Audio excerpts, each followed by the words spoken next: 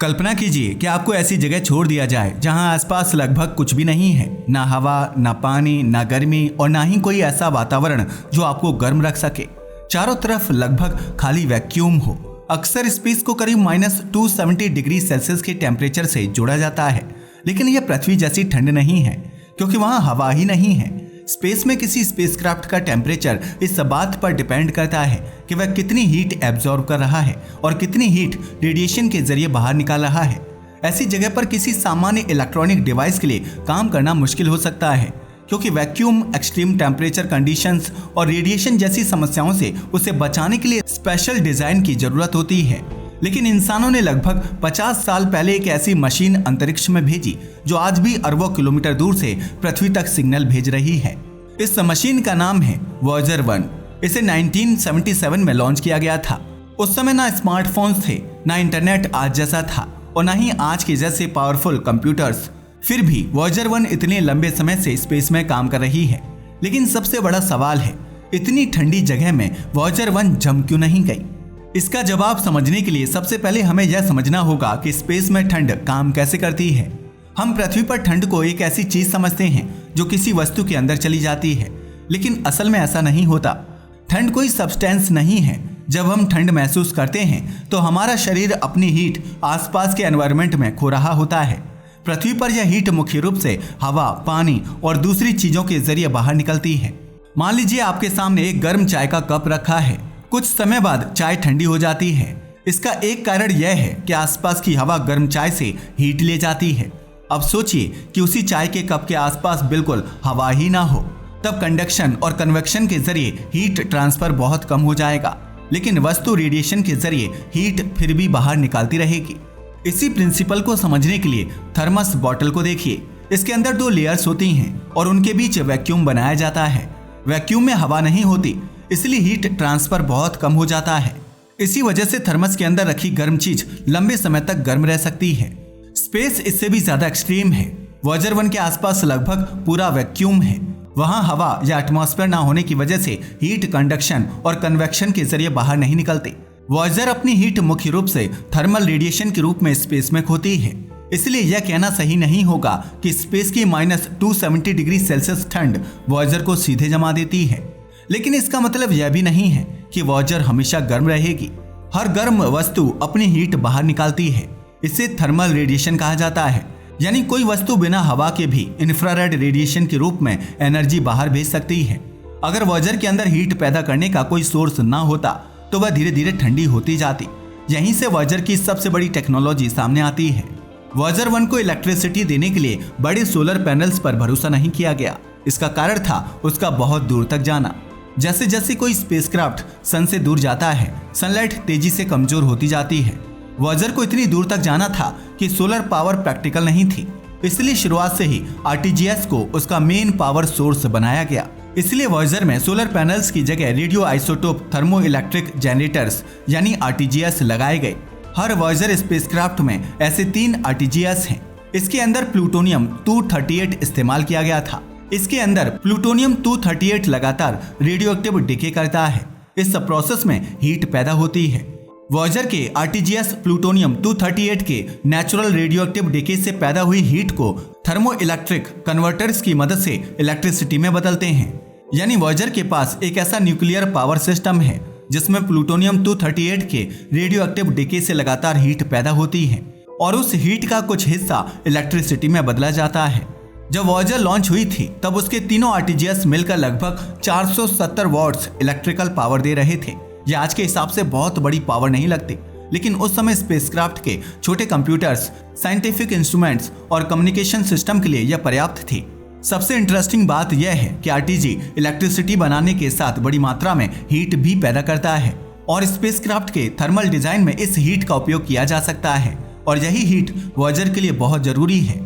Spacecraft के अंदर मौजूद इलेक्ट्रॉनिक्स, वायर्स और फ्यूल सिस्टम को एक सर्टेन टेम्परेचर रेंज में रखना पड़ता है।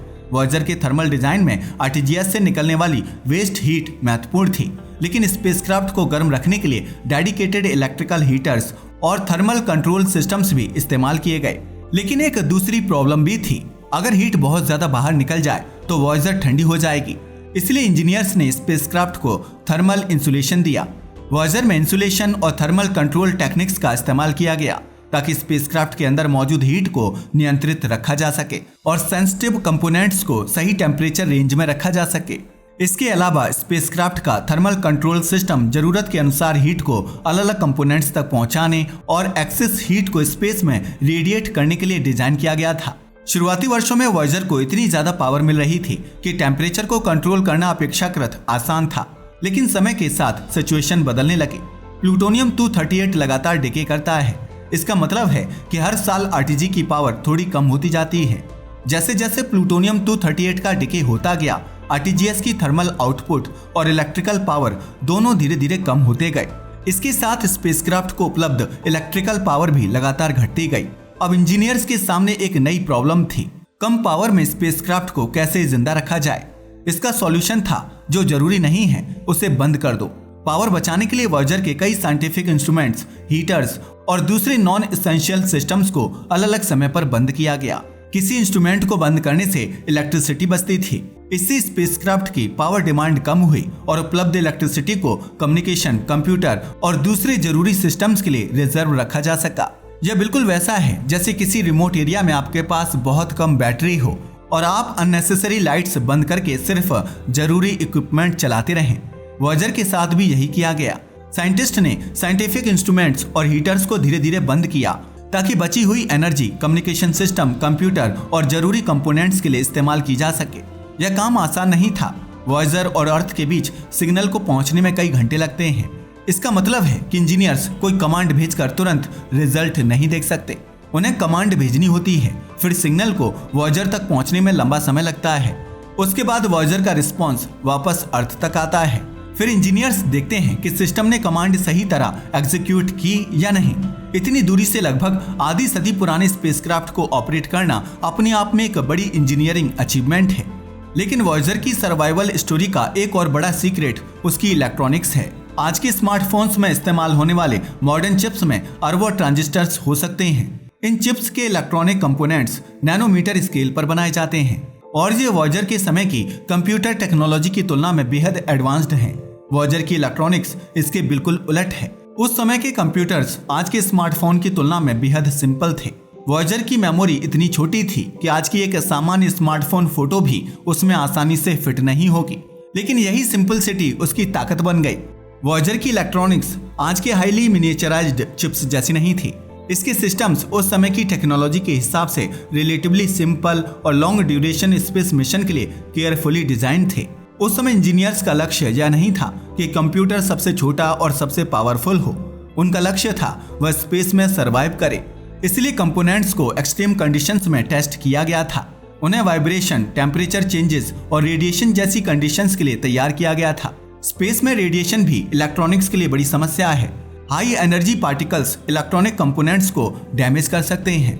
वॉयेजर की इलेक्ट्रॉनिक्स को लॉन्ग ड्यूरेशन स्पेस एनवायरनमेंट के लिए डिजाइन और टेस्ट किया गया था और स्पेसक्राफ्ट ने डेकेड्स तक रेडिएशन तथा दूसरे हार्श कंडीशंस को सहन किया। एक और क्रिटिकल सिस्टम था स्पेसक्राफ्ट का फ्यूल और उसके छोटे थ्रस्टर्स। वॉयेजर को अपनी बड़ी एंटेना को अर्थ की दिशा में रखना होता है। अगर एंटेना अर्थ से बहुत ज्यादा एंगल पर घूम जाए तो स्पेसक्राफ्ट का वीक रेडियो सिग्नल अर्थ तक पहुंचना मुश्किल हो सकता है। इसलिए वॉयेजर के छोटे थ्रस्टर्स बेहद महत्वपूर्ण हैं। लेकिन यहाँ भी टेम्परेचर एक समस्या थी। थ्रस्टर सिस्टम के टेम्परेचर और फ्यूल लाइन कंडीशन का स्पेसक्राफ्ट के एटीट्यूड कंट्रोल सिस्टम पर असर पड़ सकता है। इसलिए जरूरी कंपोनेंट्स और थ्रस्टर सिस्टम्स को ऑपरेशनल लिमिट्स के भीतर रखना महत्वपूर्ण था। इसलिए इंजीनियर्स ने फ्यूल लाइंस और जरूरी कंपोनेंट्स को गर्म रखने के लिए इलेक्ट्रिकल हीटर्स का इस्तेमाल किया। पावर कम होने के बाद भी इन सिस्टम्स को प्रायोरिटी दी गई। कई साइंटिफिक इंस्ट्रूमेंट्स बंद हो सकते थे, लेकिन कम्युनिकेशन और ओरिएंटेशन सिस्टम्स को ज्यादा समय तक चालू रखना जरूरी था। वॉयेजर की कहानी में एक खास घटना तब सामने आई जब उसके पुराने प्राइमरी थ्रस्टर्स में समस्या आने लगी। 2017 में इंजीनियर्स ने वॉयेजर 1 के 4 बैकअप थ्रस्टर्स को फिर से एक्टिवेट किया। ये थ्रस्टर्स 1980 के बाद पहली बार इस्तेमाल किए जा रहे थे, लेकिन इतने सालों तक बंद रहने के बावजूद उन्होंने सक्सेसफुली काम किया। इस घटना ने दिखाया कि वॉयेजर की इंजीनियरिंग कितनी रिलायबल थी। इसके बाद 2025 में इंजीनियर्स ने एक और पुराने थ्रस्टर सेट को एक्टिवेट किया जिसे लंबे समय से इस्तेमाल नहीं किया गया था। यह भी सफलतापूर्वक काम करने लगा और इससे वॉयेजर के एटीट्यूड कंट्रोल सिस्टम को लंबे समय तक बनाए रखने में मदद मिली। लेकिन इसका मतलब यह नहीं है कि वॉयेजर हमेशा काम करती रहेगी। इसकी पावर लगातार कम हो रही है और आने वाले समय में इंजीनियर्स को इसके कुछ और सिस्टम्स बंद करने पड़ेंगे। फिजिक्स के नियमों को कोई स्पेसक्राफ्ट नहीं बदल सकता। आरटीजी में मौजूद प्लूटोनियम 238 लगातार डिके करता रहेगा। इसका मतलब है कि हर साल अवेलेबल पावर कम होती जाएगी। एक समय आएगा जब वॉयेजर के पास अपने सबसे जरूरी सिस्टम्स चलाने के लिए भी पर्याप्त एनर्जी नहीं बचेगी। जैसे जैसे पावर घटती जाएगी, इंजीनियर्स को पहले और नॉन एसेंशियल सिस्टम्स तथा हीटर्स बंद करने पड़ेंगे। आखिरकार वह समय आएगा जब स्पेसक्राफ्ट के पास कम्युनिकेशन सिस्टम को चलाने के लिए भी पर्याप्त पावर नहीं बचेगी। एक दिन अर्थ से वॉयेजर को कमांड भेजी जाएगी, लेकिन उसके बाद कोई जवाब नहीं आएगा। रेडियो सिग्नल की जगह सिर्फ साइलेंस होगा। लेकिन इसका मतलब यह नहीं होगा कि वॉयेजर खत्म हो गई। असल में स्पेसक्राफ्ट तब भी स्पेस में आगे बढ़ती रहेगी। स्पेस में हवा नहीं है, इसलिए उसे एयर रेजिस्टेंस का सामना नहीं करना पड़ता। वहां बारिश नहीं है, ह्यूमिडिटी नहीं है और पृथ्वी जैसा वातावरण भी नहीं है।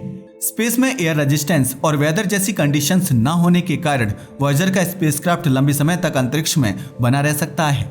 हालांकि समय के साथ रेडिएशन, माइक्रोमीटेरॉइड्स और दूसरे एनवायरमेंटल इफेक्ट्स उसे धीरे धीरे प्रभावित कर सकते हैं। उसके साथ लगी गोल्डन रिकॉर्ड भी स्पेसक्राफ्ट के साथ स्पेस में आगे बढ़ती रहेगी। इस रिकॉर्ड में अर्थ की इमेजेस, नेचुरल साउंड्स, म्यूजिक और 55 लैंग्वेजेस में ग्रीटिंग्स शामिल हैं। यह रिकॉर्ड इस संभावना को ध्यान में रखकर बनाया गया था कि भविष्य में कोई एक्स्ट्रा टेरेस्ट्रियल सिविलाइजेशन इसे खोज सकती है। इसमें अर्थ और इंसानों से जुड़ी इमेजेस, साउंड्स, म्यूजिक और ग्रीटिंग्स शामिल हैं। वॉयेजर 1 अब अर्थ से इतनी दूर है कि उसके रेडियो सिग्नल को अर्थ तक पहुंचने में लगभग 23 घंटे लगते हैं और आने जाने वाले कम्युनिकेशन में लगभग 2 दिन लग सकते हैं। कल्पना कीजिए, एक कमांड अर्थ से भेजी जाती है और हमें उसके रिस्पॉन्स के लिए लगभग 2 दिन तक इंतजार करना पड़ सकता है।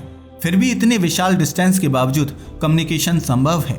यह सिर्फ एक स्पेसक्राफ्ट की कहानी नहीं है, यह उस इंजीनियरिंग सोच की कहानी है जिसमें इंजीनियर्स ने ऐसी मशीन बनाई जो पावरफुल होने से ज्यादा रिलायबल और टिकाऊ हो। वॉयेजर के पास आज के स्मार्टफोन जैसे कंप्यूटिंग पावर नहीं है, उसके पास मॉडर्न एआई नहीं है, उसकी मेमोरी बेहद छोटी है, उसके इलेक्ट्रॉनिक्स आज के हिसाब से बहुत पुराने हैं, लेकिन उसके कंपोनेंट्स मजबूत हैं। उसका न्यूक्लियर पावर सिस्टम लगातार हीट देता रहा, उसके थर्मल सिस्टम्स ने उस हीट को बचाया और उसके इंजीनियर्स ने दशकों तक हर वॉट ऑफ पावर का हिसाब रखा। यही कारण है कि वॉयेजर 1 आज भी इंसानों द्वारा बनाई गई सबसे दूर की सक्रिय स्पेसक्राफ्ट में से एक है। एक दिन उसका सिग्नल हमेशा के लिए बंद हो जाएगा, लेकिन स्पेसक्राफ्ट रुकने वाला नहीं है। वह स्पेस में अपनी जर्नी जारी रखेगी। कम्युनिकेशन बंद होने के बाद भी वॉयेजर स्पेस में अपनी मौजूदा ट्रैजेक्टरी पर आगे बढ़ती रहेगी। उसे चलाने के लिए कम्युनिकेशन सिग्नल की जरूरत नहीं होगी। तब शायद पृथ्वी पर आज की सिविलाइजेशन जैसी कोई सिविलाइजेशन भी ना हो, लेकिन उस छोटे से स्पेसक्राफ्ट पर लगी गोल्डन रिकॉर्ड इस बात का एक निशान बनी रह सकती है कि कभी पृथ्वी नाम के एक छोटे से प्लेनेट पर इंसानों ने अपने घर से बाहर देखने की कोशिश की थी। और शायद वॉयेजर की सबसे बड़ी उपलब्धि यही है, उसने हमें सिर्फ दूर के प्लैनेट्स और स्पेस के बारे में इंफॉर्मेशन नहीं दी, उसने यह भी साबित किया कि सही इंजीनियरिंग, केयरफुल प्लानिंग और एक मजबूत डिजाइन के साथ इंसान की बनाई एक छोटी मशीन भी लगभग आधी सदी तक डीप स्पेस के वैक्यूम में काम कर सकती है, जहां सनलाइट बहुत कमजोर है, रेडिएशन मौजूद है और जहां तक पहुंचने के बाद उसे वापस अर्थ पर लाना प्रैक्टिकली संभव नहीं है। आज के लिए बस इतना ही। वीडियो पसंद आया हो तो इसे लाइक और शेयर करें। धन्यवाद।